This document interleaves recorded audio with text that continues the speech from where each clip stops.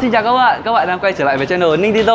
Ngày hôm nay thì Ninh đang có mặt tại Demaris nằm ở tầng 3 của tòa nhà Mipex. Sở dĩ tại sao hôm nay Ninh lại đi ăn buffet bởi vì thực sự là có rất nhiều bạn comment vào những cái số gần đây bảo là anh Ninh ơi, dạo này em thấy anh ăn ít quá, anh ăn không còn nhiệt tình như những cái clip đầu tiên nữa. Nên là ngày hôm nay thì Ninh sẽ chứng minh cho các bạn về cái sức ăn của Ninh, cũng như xem là ở Demaris, nhà hàng này, một nhà hàng buffet cao cấp thì nó sẽ khác gì với những cái nhà hàng buffet mà Ninh đã từng review ở trên Instagram, trên YouTube và trên fanpage Ninh Tito.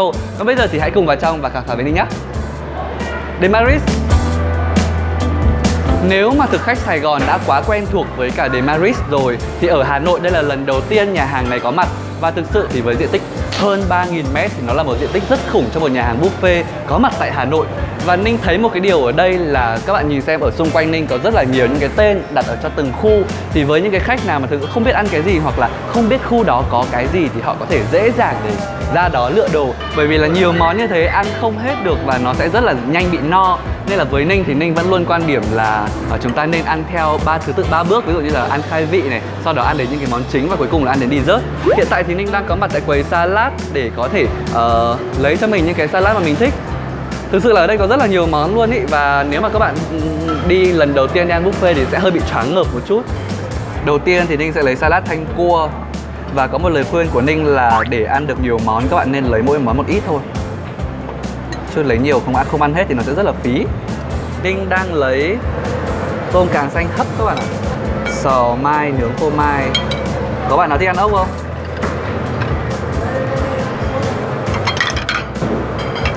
Nhìn thấy thôi nhưng mà nhiều vỏ lắm các bạn ạ. Có một cái điều mà Ninh thấy rất là hay, đó chính là hầu như ở những cái quầy đồ barbecue ở các nhà hàng buffet thì rất là đông người đến ăn. Và thực sự là những cái món này nó rất là hấp dẫn nữa. Các bạn ơi, ở đây có hẳn một cái đầu con cá sấu luôn ý. Hết hồn. Ninh chưa bao giờ ăn thịt cá sấu luôn thì không biết là thịt cá sấu nướng nó có ngon không. Đâu, lấy một phần nhé. Bạn quay phim có ăn thịt cá sấu không? Không á, thế tôi lấy ít thôi vậy. Nhưng mà chắc là ngon đấy, bởi vì thấy nguyên một con này đã được lấy rất là nhiều rồi này. Mình sẽ lấy một xiên tôm này, một xiên thịt. Wow, thơm lắm ấy. Ở đây thì sẽ có, đây, lấy một miếng này. Wow, cái đĩa của chúng ta đã khá là nhiều rồi các bạn ạ. Ở Demaris thì có hơn 200 món đến từ rất là nhiều nước. Và hiện tại thì Ninh đang đứng ở một cái nước mà Ninh rất là thích, bởi vì là Ninh rất thích ăn đồ sống. Đó chính là nước Nhật với rất nhiều món sashimi cũng như là sushi. Bây giờ hãy cùng vào và lấy sushi với Ninh nhé. À, đây là sashimi chứ. Đầu tiên thì Ninh sẽ lấy vài miếng cá hồi này. Cá hồi đây thái dày thực sự luôn đấy.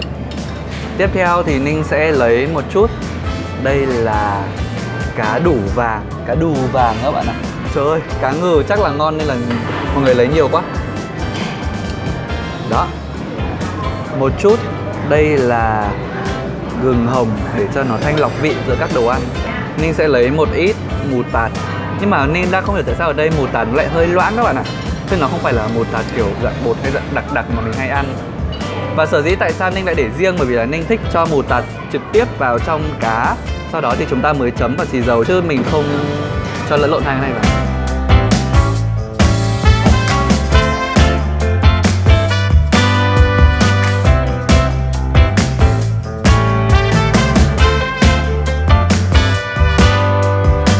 Cuối cùng thì Ninh sẽ lấy một miếng cuộn cá hồi tempura. Ninh bây giờ mới đi du lịch đến Hàn Quốc đây các bạn. Bây giờ đi lòng vòng mấy nước trên thế giới và mỗi nước Ninh mang về kỷ niệm một đĩa đồ ăn. Bây giờ mãi anh Ninh mới đến được cái đồ Hàn Quốc. Thực sự là chỉ với 561.000 cho một cái bữa buffet vào buổi tối cuối tuần hoặc là trong tuần đều như nhau nha, thì Ninh nghĩ là thực sự nó có quá nhiều lựa chọn ở nhiều nước để cho các bạn có thể có được một bữa tối thật là ngon. Còn buổi trưa hình như cái giá ở đây nó rơi vào tầm hơn 300. Thịt heo 3 gọi hấp này. Nhìn cái nửa nạc nửa mỡ này ngon thật đấy. Sườn rim kim chi. Đó. Trời ơi, bánh gạo. Bánh gạo này rồi có cả trứng cút nữa. Mình xin phép chỉ lấy ít thôi. Ninh với cả bạn quay phim mỗi bạn ăn một miếng. Nãy giờ bạn quay phim kiểu nhắc Ninh bảo lấy ít thôi. Ui, Đây là lòng các bạn ạ. Đây là rồi. Cho bạn quay phim một miếng này. Sao mà ăn nhá. Ui ôi, cái nắp nặng quá các bạn ạ. Mình sẽ lấy một xiên chả cá. Nếu mà các bạn đi một cái bàn mà nhiều người ấy, các bạn lấy nhiều xiên thì các bạn nên lấy một cái bát và cho thêm nước vào để nó giữ được cái độ nóng của chả cá, thì khi mà ăn nó sẽ ngon hơn. Ở đây là sườn bò. Ui, các bạn nhìn thấy miếng sườn không? Wow, thơm quá, cái canh này thơm quá. Thêm một miếng cà rốt nha. Ở phía bên này thì sẽ có thêm canh rong biển cháo bí đỏ. Ninh sẽ lấy thêm một bát canh rong biển nữa các bạn ạ. Ở ngay cái quầy Hàn Quốc có một cái món rất là lạ mà Ninh nghĩ là các bạn nên thử. Đó chính là gỏi bò sống. Ninh không biết ở trong đây có chanh không, nhưng mà Ninh nghĩ là nó sẽ khá là ngon đấy. Bởi vì là nhìn cái miếng thịt này, nhìn đã thấy độ tươi rồi. Ngoài ra thì bên này Ninh có thấy tôm ngâm tương nữa. Bình thường đi Hàn thì mọi người hay gọi cua ngâm tương. Còn Ninh thì chưa ăn cái gì ngâm tương hết. Bởi vì đây là những cái con sống. Nên là Ninh cứ lấy thử để ăn ha. Bạn ăn không? Quay phim ăn không? Ok, lấy một con thôi. Wow, nhìn ngon thế, nhưng mà mấy cái này ăn nhanh no lắm. Chúng ta nên lấy ít thôi các bạn ạ. Và đây là mấy cái đồ chiên. Cái này ngon lắm luôn ý, nhìn cái sốt đã thấy ngon rồi. Ở đây Ninh thấy có một cái sốt màu đen để sát đĩa vịt quay. Ninh nghĩ nó là sốt cho vịt quay các bạn ạ. Và không biết nó có đúng không. Trời ơi, nhiều khi đi ăn buffet đấy, mình không biết là thực sự là nó có đúng không. Ui, cái muôi to quá.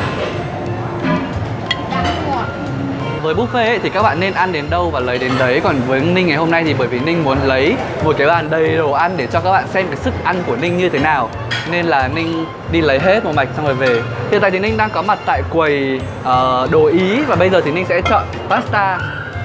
Sau đó thì mình sẽ đưa cho các bạn nhân viên, các bạn đầu bếp ở trên này để các bạn ấy làm cho mình ra một cái món mì hoàn chỉnh.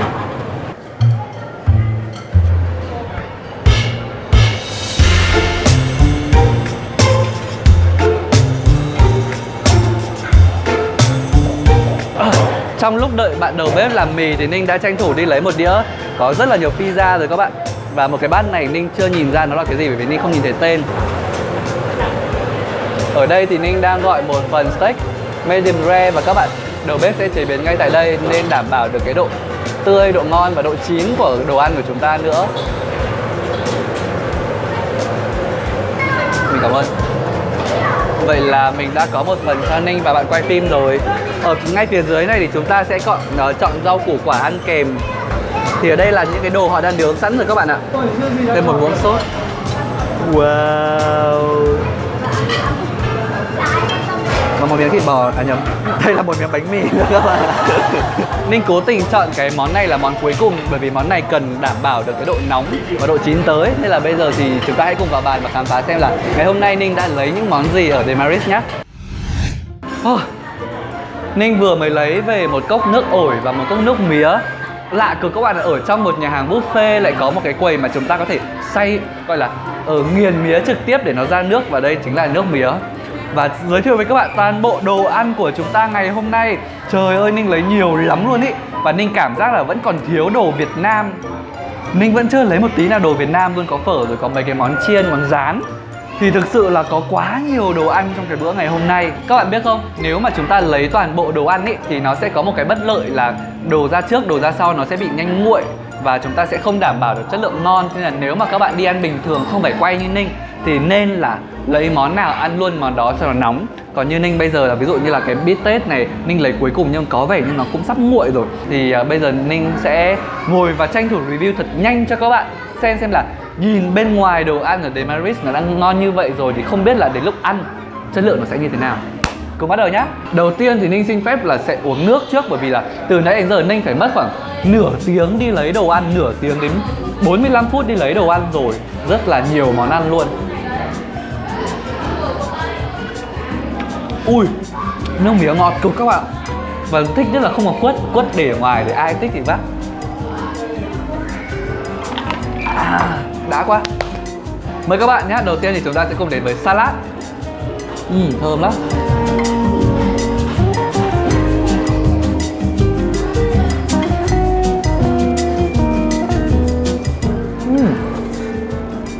Chúng ta nên ăn sashimi lúc mà nó vẫn còn tươi ấy, để cho nó không bị lẫn vị với cả những cái đồ ăn khác. Thì Ninh sẽ ăn trước. Rồi, một miếng cá hồi cá ngừ nha các bạn. Đây là mù tạt, ui nhiều quá này. Sau đó một mặt Ninh sẽ chấm với cả nước tương. Tươi quá. Miếng thịt cá rất là dày. Cá hồi nha. Cá hồi tốt cực kỳ cho sức khỏe luôn. Bình thường ấy, ăn nhiều mù tạt một chút các bạn sẽ cảm thấy nó xông lên miệng, lên mũi, lên họng, lên não. Cái cảm giác này rất là phê. Nhà đi đâu Ninh cũng chấm rất nhiều mù tạt. Có điều là mù tạt ở đây thì nó hơi loãng, nên là nó không được đặc như là những cái mù tạt chúng ta hay ăn. Thì nó dễ ăn với cả một số bạn nào mà không quá ăn được những cái cay kiểu đấy. Nó không phải cay, nó là kiểu sông. Đây là cái đĩa mà Ninh thực sự rất là tò mò, bởi vì hầu như những cái món trên này Ninh đều chưa ăn bao giờ các bạn ạ. Ví dụ như là đây là gỏi bò sống này. Các bạn nhìn thấy cái miếng cái thịt bò ấy, nó vẫn còn đang sống này. Ngửi thấy cái mùi dầu vừng rất là dậy.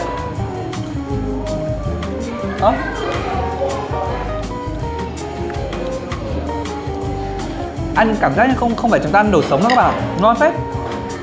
Thịt ngon lắm nha, thịt ngọt. Và cái mùi vừng như lúc nãy mình nói ấy, rất là thơm.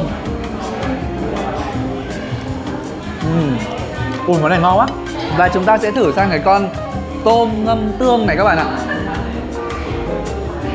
Không ngửi thấy mùi tanh lắm. Thật ra là có rất là nhiều cách bóc tôm, nhưng mà nếu mà các bạn không muốn động tay vào thì các bạn có thể dùng cái cách là cho cái dao vào trong chúng ta lách cái phần vỏ nó ra như thế này. Mình không biết ăn như thế nào nữa.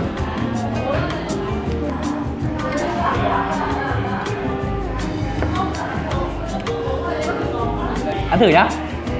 Mạnh mẽ lên.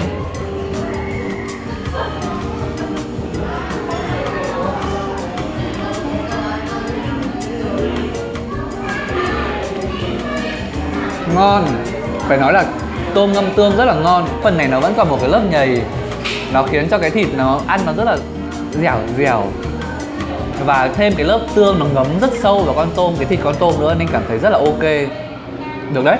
Các bạn không thấy cảm giác tôm sống đâu, chỉ thấy là cái thịt nó ăn nó sẽ khác một tí thôi. Thì Ninh chưa bao giờ thử ăn cua ngâm tương, thì không biết là cua ngâm tương có ngon không, là Ninh nghĩ là cũng ngon, nên nó mới trở thành một cái món gì đấy rất là đặc trưng của Hàn Quốc. Phô mai thơm quá. Đây là con tôm càng xanh các bạn ạ. Các bạn nhìn thấy cái càng của nó không? Lúc này khi mà đã nướng rồi, mặc dù nó cũng hơi đỏ đỏ rồi nhưng mà vẫn có cái màu xanh của nó. Thì con tôm càng xanh chắc cực, chắc hơn thịt tôm bình thường. Ăn nước ở đây miễn phí đấy. Nghe sao nó rẻ tiền. Nhưng mà thực sự là Ninh rất muốn có cái gì hay ho mình sẽ chia sẻ lại với các bạn. Ui dồi ôi, còn quên một miếng thịt cá sấu ăn thử các bạn ạ. Lúc nãy hào hứng xong quên xứ nó mất.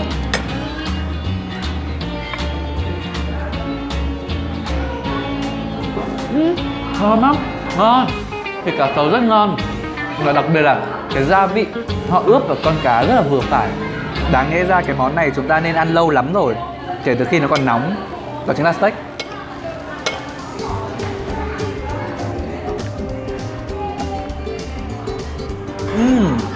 Mình có gọi một phần medium rare, tức là nó sẽ vẫn còn hơi tái một chút ý.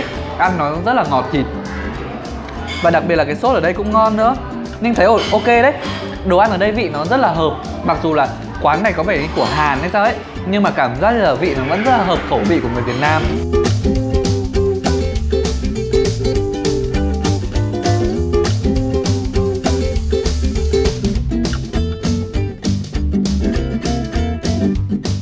Ok, vậy là sau một cái bữa đồ mặn rất là no, rất nhiều món, thì Ninh đang có mặt tại quầy đồ ngọt, quầy tráng miệng rồi. Và thực sự là dù có no đến mấy đi chăng nữa, Ninh vẫn phải để dành bụng để có thể ăn được những cái đồ ngọt. Ở đây có bánh này, ở đây là cái tháp sô-cô-la, các bạn có thể cho cái bánh này vào và sau đó chúng ta sẽ rắc rất là nhiều thứ lên như cái bé mà các bạn đang nhìn. Nhưng mà bởi vì là bụng Ninh cũng khá no rồi nên là bây giờ Ninh sẽ đến một cái mà thú vị hơn, đó chính là bingsu. Và thực sự là Ninh chưa bao giờ tự làm bingsu ở một cái quán đồ buffet luôn.